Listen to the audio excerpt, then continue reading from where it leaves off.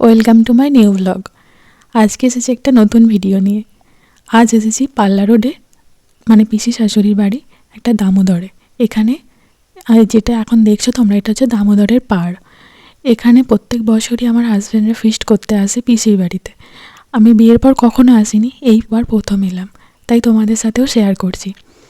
দেখো কত সুন্দর জায়গাটা। ওখানে গেলে না বাড়ি আসতে ইচ্ছা করবে না, মনে হবে দাঁড়িয়েই থাকি, মানে দেখি যে প্রকৃতির কি সুন্দর রূপ। তো চলো দেখো, এখানে শুধু আমরা নয়, আরও অনেক অনেক মানুষ এসেছে পিকনিক করতে। আর আমরাও এসেছি আমাদের ফ্যামিলি নিয়ে। দেখো ভাত বসিয়ে দিয়েছে, আর এখানে সমস্ত সবজি কাটাকুটি চলছে।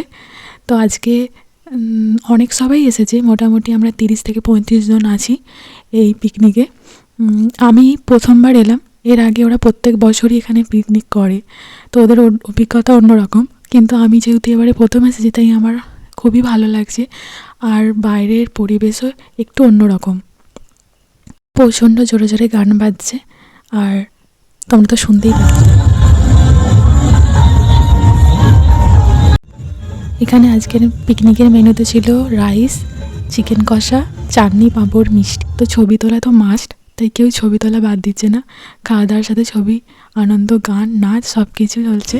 তো চলো, আজকের ভিডিওটা তোমাদের কেমন লাগলো আমাকে জানিও। আর তোমরা কে কে জায়গায় পিকনিক করতে গেছো কমেন্ট করো।